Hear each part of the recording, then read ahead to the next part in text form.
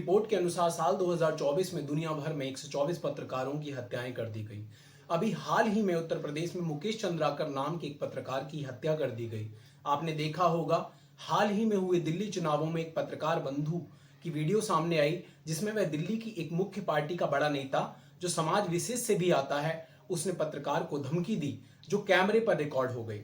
उस पत्रकार ने सिर्फ इतना पूछा था कि आपके बेटे ने रूल एंड रेगुलेशंस को तोड़ा है, उसके बारे में आप क्या कहना चाहेंगे। इतने में नेताजी भन-भना कर उसे जवाब देते हैं और कहते हैं कि आप प्रोपोगेंडा के तहत ऐसी बातें कर रहे हैं। कभी कोई पत्रकार की जाति पूछता है, कभी उन्हें पेड़ कह दिया जाता है, कभी सारी नैतिक सीमाओं को तोड़कर उन्हें कोई नीचा दिखाता है। भोली भाली जनता को मूर्ख बनाकर राजनीति के नाम पर ये चोर लुटेरे अपराधी सत्ता में आ जाते हैं और तब ये ऐसे धमकियां देते हैं जैसे इनके विषय में कुछ लिखा या कहा तो ये बर्बाद कर देंगे। इनका पूरा तंत्र इस बात में लग जाता है कि इनकी काली करतूतें लोगों के सामने ना आए। इनके द्वारा ऑन कैमरा भी कितनी ही पत्रकारों को बिका हुआ कह दिया जाता है। पत्रकारों को भी विभाजित कर दिया गया है। किसी पार्टी के लिए कोई पत्रकार गोदी मीडिया है तो किसी दूसरी पार्टी के लिए दरबारी मीडिया। पत्रकार सिर्फ पत्रकार होता है और वह अपना काम करते हैं और मारे भी जाते हैं। कहने को तो मीडिया भारत का चौथा स्तंभ है, लेकिन इसी स्तंभ को सबसे ज्यादा आघात किया जाता है। इन दो दो कौड़ी के नेताओं को आप कभी पुलिस को डराते हुए देखेंगे, कभी पत्रकारों को, तो कभी समाज के उस वर्ग को जो पूरी ईमानदारी से अपना काम कर रहा है। इन्हें पुलिस के बड़े बड़े अफसरों को भी धमकाने में डर नहीं लगता। समाज के लिए ये लोग ऐसा कूड़ा है जिसको रिसाइकल भी नहीं किया जा सकता, क्योंकि ना इनकी कोई शैक्षणिक योग्यता होती है और ना ही इनका कोई नैतिक चरित्र होता है। ये आते तो हैं देश में गरीबों की सेवा के लिए, लेकिन सिर्फ अपने और अपने परिवारों की सेवा में लग जाते हैं। कोई अपने खानदान के कारण राजनीति में है तो कोई अपने क्रिमिनल रिकॉर्ड के कारण। क्योंकि इनके पिता राजनीति में थे तो उन्होंने भारत की स्वतंत्रता के लिए बहुत बलिदान दिए, कोई बहुत बड़ा कीर्तिमान स्थापित किया था, ऐसा कुछ नहीं है।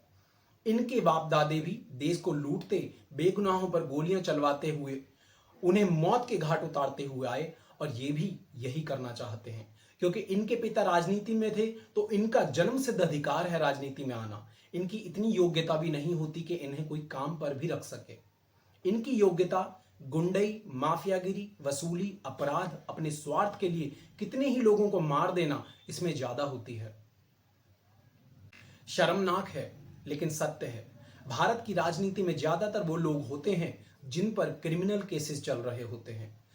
यही इनका वीर चक्र होता है, इसी में इन्हें पारंगत है। और बहुत ही दुर्भाग्य की बात है कि इनके लिए सबसे ज्यादा सॉफ्ट टारगेट पत्रकार ही होते हैं। इस पर हमारे सहयोगी की कविता आपके सामने प्रस्तुत करता हूं। पत्रकार हैं सिर्फ इसलिए मारे जाएंगे, टूटे हैं तो जुड़ेंगे, जुड़ेंगे तो खनक के बिखर जाएंगे। हम पत्रकार हैं, एक दिन ऐसे ही मारे जाएंगे। सिर्फ हम मर जाएंगे लेकिन आईना दिखाने वाले फिर से आएंगे।